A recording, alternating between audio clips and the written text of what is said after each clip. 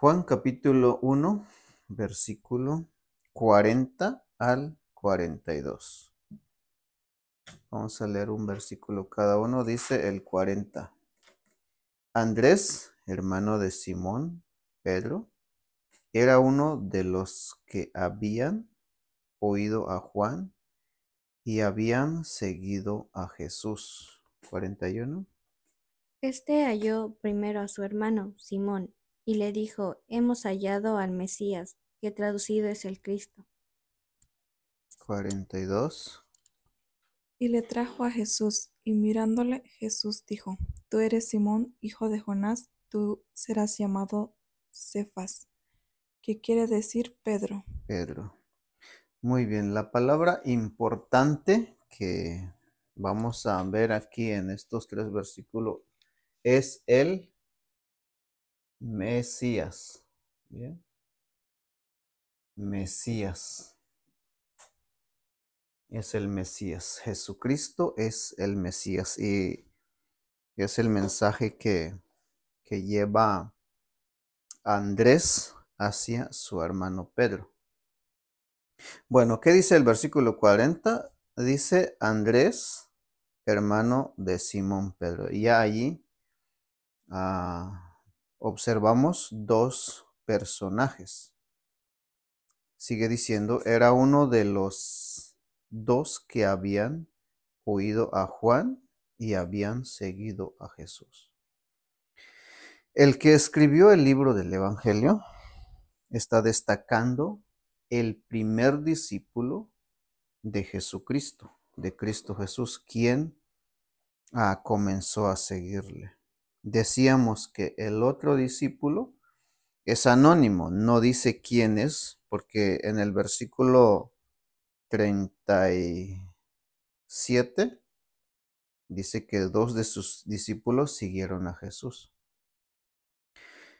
Entonces, Andrés es el primer discípulo y probablemente el otro discípulo es el autor, es Juan, debido a que sabe exactamente el tiempo y la hora en el que tuvieron esta experiencia, como vimos en el versículo 39, que dice, cuando Jesús les dijo, venid y ved, y fueron y vieron dónde moraba, y se quedaron con él aquel día, porque era como la hora décima. Ahí tenemos entonces, ¿no? La hora décima. Cada creyente sabe el momento y el tiempo que comienza a creer, a relacionarse con Cristo. Y esto puede ser un comienzo de la vida de cada persona que cree en Cristo, ¿no? Yo recuerdo exactamente también el momento, el tiempo cuando yo comencé a seguir a Cristo, y así a cada uno, ¿no? Hay un momento donde uno entra en relación con Cristo. Bueno, aquí Andrés dice que él es uno de los que le siguieron a Jesús. Muy bien, ahora el mensaje que lleva a Andrés hacia su hermano, que es Pedro, es muy importante. Dice el versículo 41, este halló primero a su hermano Simón y le dijo, hemos hallado al Mesías. El mensaje de Andrés. Andrés también, a partir de aquí, vemos que testifica de Jesús, que es el Mesías. Y esto lo oyó de Juan el Bautista.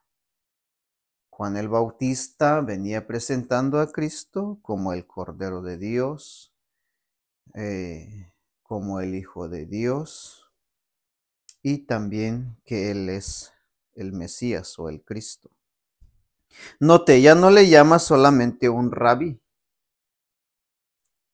Ahora ya no solamente es alguien que instruye, o alguien que enseña o que da instrucción, sino que Él es el Mesías. Este término Mesías era tan importante en el pueblo judío. Mesías es una palabra de origen hebreo. Es lo mismo que Cristo en griego. ¿Okay? Hay dos palabras hebreas, una que es en hebreo y uno que es en griego. Ahora, esto significa ungido. Ungido. ¿Okay? Ungido. Eso es lo que significa ungido. Ahora, ¿por qué digo que eso es algo importante? Importante destacar ese término. En el Antiguo Testamento señalaba que en un futuro el ungido o el Cristo o el Mesías reinaría. Era la esperanza del pueblo de Israel. Por lo menos los judíos o las personas esperaban o esperaron 4000 años para que viniera.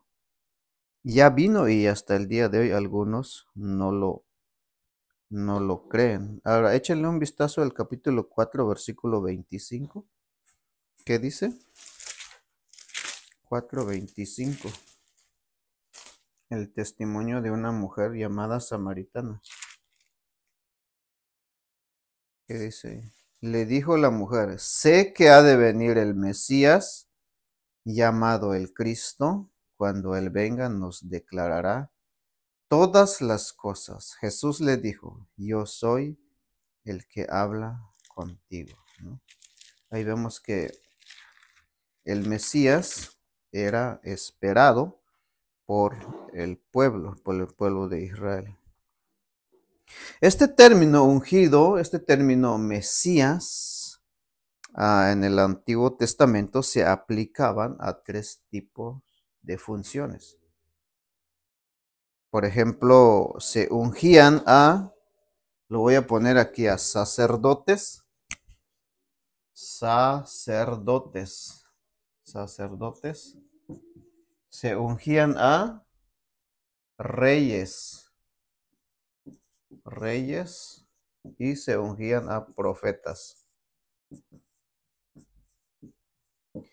Y estos eran personas que se les ungía con aceite para una función especial. Una vez que eran ungidos, eran como separados o apartados por Dios en primer lugar y luego para el pueblo, para ejercer 3 tipos de funciones.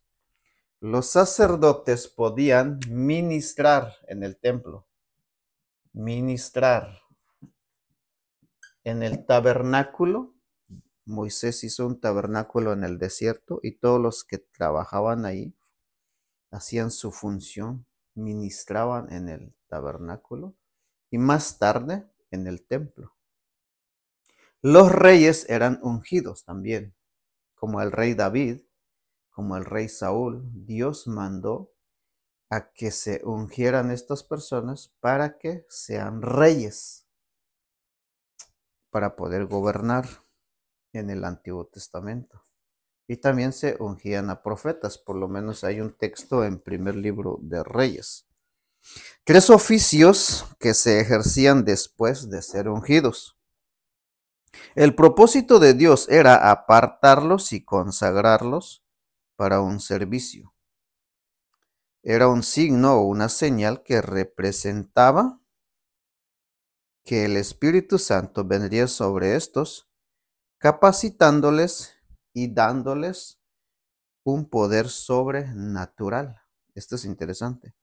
En el caso de los sacerdotes, podían ministrar en el templo. En el caso de los reyes, ganaban guerras, batallas, si ellos hacían lo que Dios les indicaba. En el caso de los profetas, traían la palabra de Dios.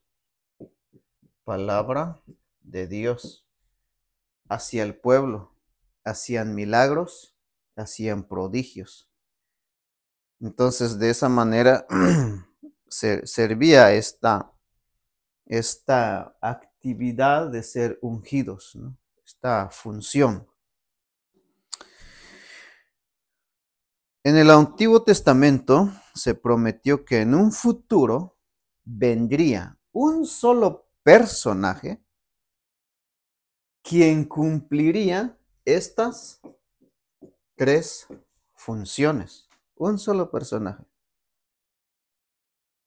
Estos tres oficios. Y esto era el llamado, o quien sería llamado, el Mesías, el Cristo. Estas tres funciones se cumplen en Cristo. Por eso es el ungido de Dios. Es el Mesías. Y lo que está diciendo Andrés es que ese personaje había llegado. Y le pasa el mensaje a su hermano Simón. Como dice el versículo 41. Este halló primero a su hermano Simón y le dijo, hemos hallado al Mesías, que traducido es el Cristo, ¿no? Ya llegó el que estábamos esperando. Ya llegó el que iba a reinar, el que iba a ministrar y el que iba a traer la palabra de Dios. Todo esto tiene sustento bíblico. No tenemos tiempo para estudiar todos los textos donde menciona eso. Una sola persona, mejor que el rey David, mejor que todos los reyes, mejor que sacerdote. En el Antiguo Testamento habla de Aarón y sus hijos, porque el sacerdocio de Cristo es conforme al orden de Melquisedec, un sacerdote eterno. Y mejor que los profetas, Isaías, Daniel, todo eso, Jeremías, mejor que ellos, porque el Hijo de Dios es el que trae la voluntad de Dios. Ahora, en el versículo 42, ¿qué dice el versículo 42?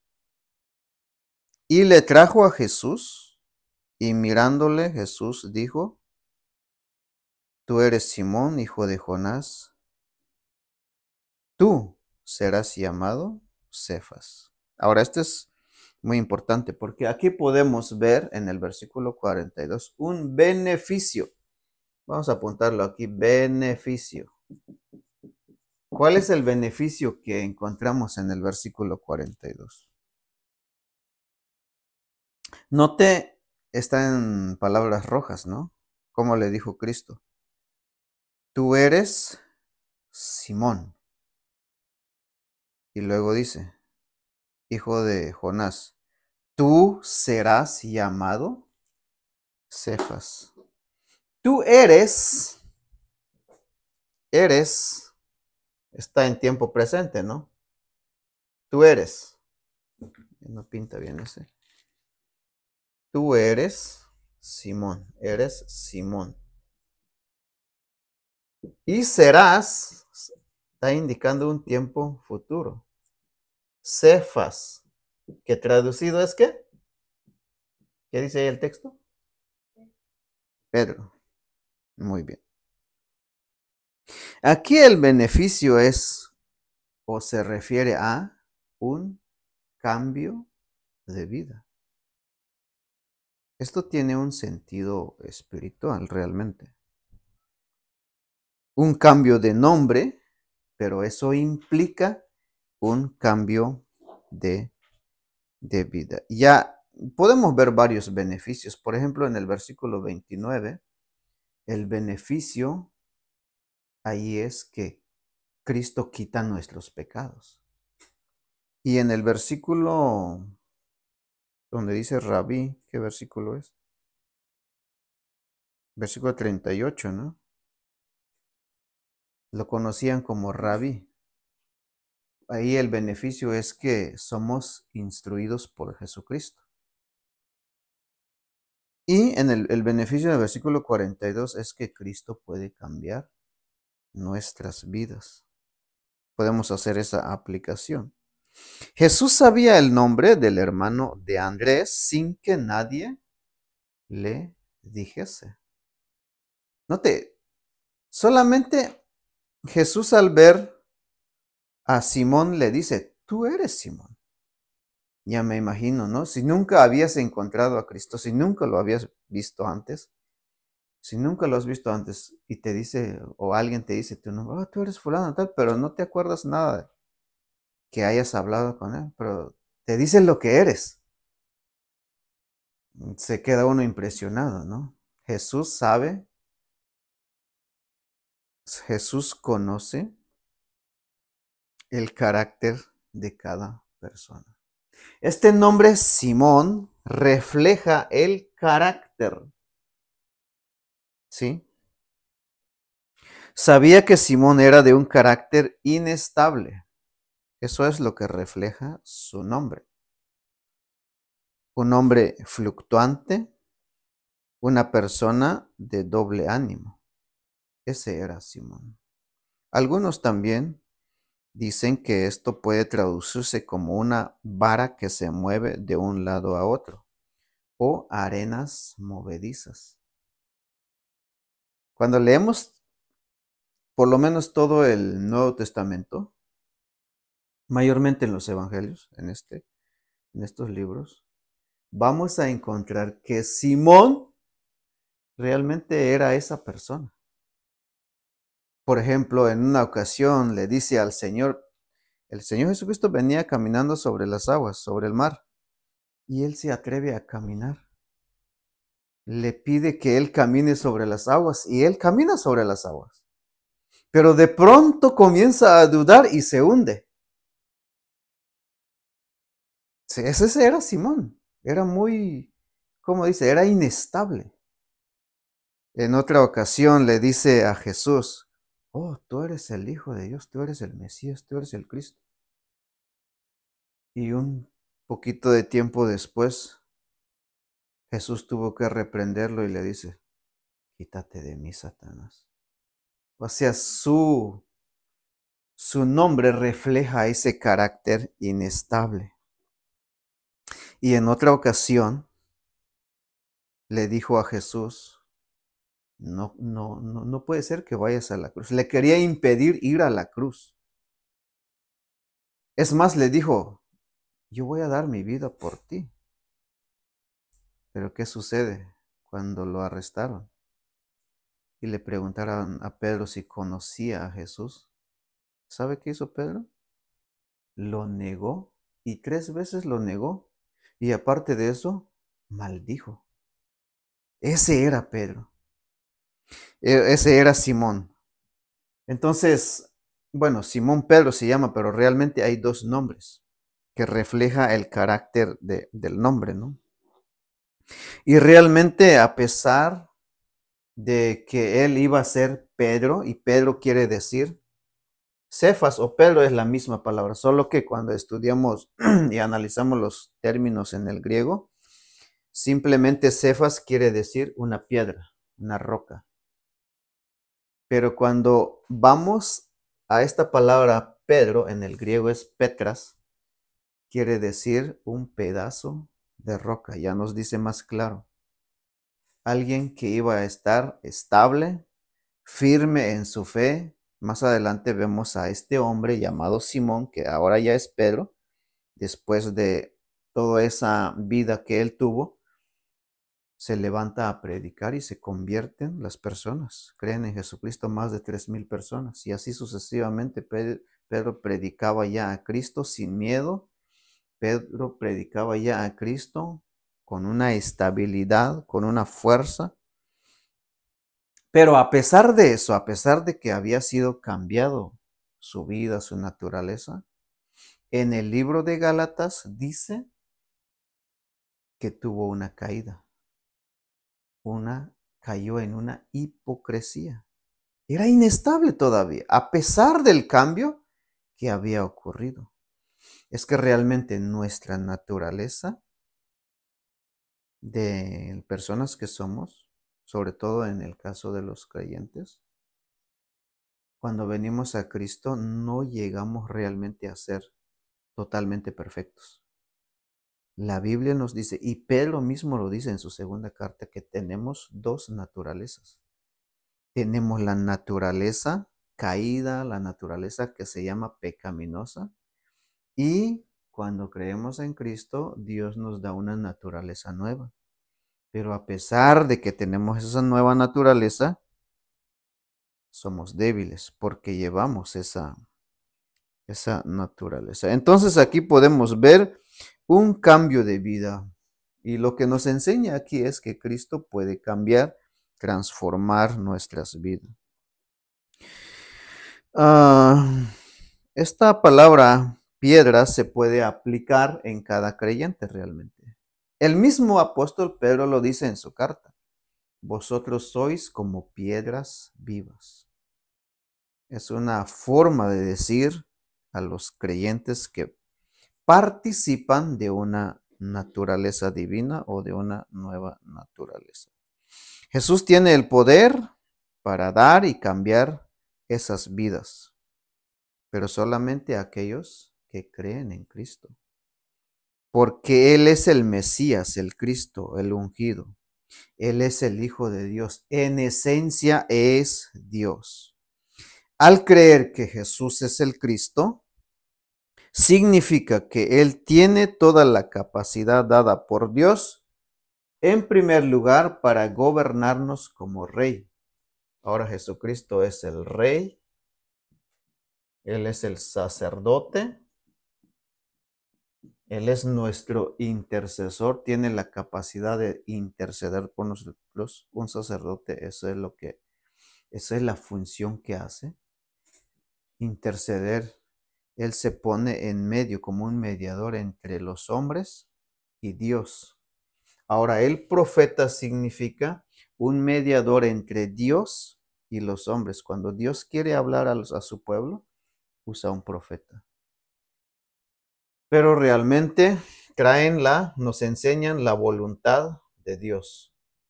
La voluntad de Dios. Para eso servía un profeta. Y las tres cosas las hace el Mesías, que es Cristo. Cuando nosotros creemos eso, Cristo tiene ese poder para gobernar nuestras vidas como Rey, puede también interceder por nosotros como sacerdote, y Cristo mismo puede mostrarnos la voluntad de Dios como profeta. Además, nos da el beneficio, como vimos en el versículo 29, el perdón de nuestros pecados, como dice el versículo 39, 38. Él es un maestro, también es nuestro maestro, solo que hay muy poco énfasis en esto. Nosotros somos sus aprendices, somos sus discípulos, somos sus alumnos. Los creyentes aprendemos de Cristo, Él es nuestro gran maestro, pero es más que eso, es nuestro Salvador, es nuestro Señor. Y también que Cristo nos da el beneficio de, número uno, perdón de pecados, nos da instrucciones como maestro, y como Mesías nos puede cambiar nuestras vidas, gobernarnos como Rey, interceder por nosotros como sacerdote y mostrarnos la voluntad de Dios. Es lo que podemos aprender en este pasaje. Entonces, el punto principal es que Cristo es el Mesías. Bien. Y es una bendición que nosotros los creyentes tenemos en creer que Cristo, Él es el Mesías. Él ya vino una vez y volverá a venir otra vez en su segunda venida, según el pueblo de Israel. Todavía están esperando al Mesías, al que va a reinar, al que va a gobernar. Y la Biblia nos enseña que en un futuro gobernaría en todo el mundo, en un reino que se llama el reino milenial.